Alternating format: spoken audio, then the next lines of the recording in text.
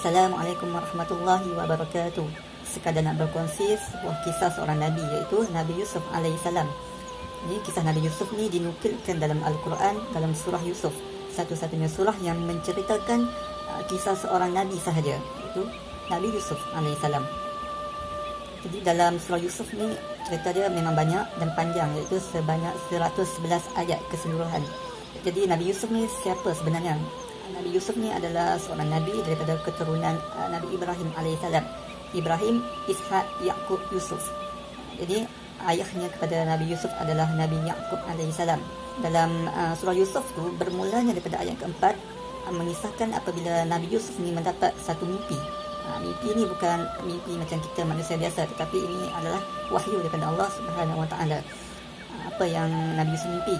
Dalam ayat keempat tu menceritakan Nabi Yusuf bermimpi 11 bintang, matahari dan bulan sujud kepada dia.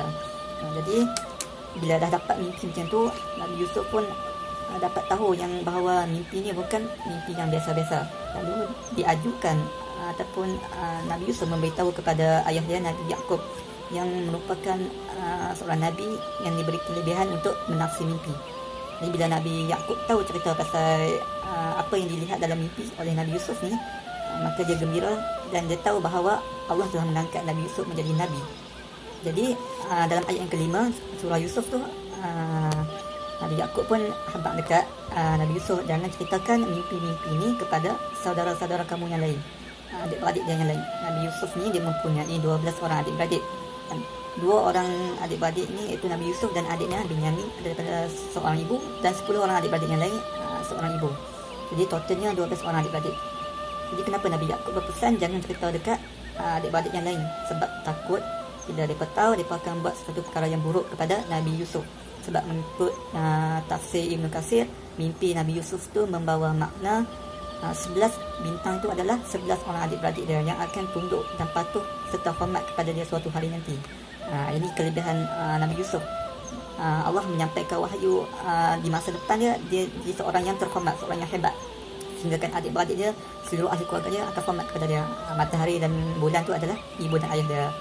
Setelah itu dalam ayat-ayat yang seterusnya mengisahkan adik-beradik dia ataupun abang-abang dia nak bawa Nabi Yusuf ni untuk keluar bermain. Ini kisah yang selalu kita dengar. Lalu dia minta izin daripada Nabi Yaqub, ayah dia, untuk bawa Nabi Yusuf ni. Nabi Yusuf ni merupakan anak kesayangan Nabi Yaqub alaihissalam, sebab dia ni seorang anak yang sangat soleh, seorang anak yang patuh, seorang anak yang rajin bekerja, seorang anak yang bersabar, dan seorang anak yang mempunyai wajah yang tampan. Jadi bila dapat tahu abang-abang dia ni minta izin untuk nak bawa Nabi Yusuf ni keluar, tapi agak berat bagi Nabi Yaqub untuk melepaskannya, sebab dia tahu yang abang-abang dia ni tak berkenan, tak suka dengan Nabi Yusuf ni sangat. Jadi bila setelah dipaksa, bukan dipaksa, maknanya dijanjikan bahawa mereka ni akan menjaga Nabi Yusuf ni bersungguh-sungguh.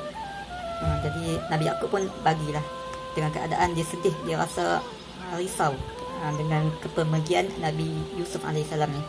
Bila dah dapat kebenaran tu, mereka pun bawa Nabi Yusuf ni ke sebuah sumur ataupun perigi.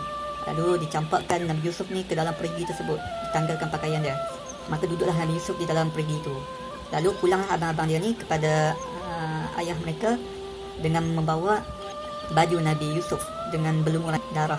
Maafkan saya, darah ni darah palsu, bukannya darah Nabi Yusuf, untuk memberi alasan bahawa Nabi Yusuf tu dibaham oleh serigala. Maka Nabi Yaqub pun bersedih, sangat sedih. Sebab apa? Itu anak kesayangan dia.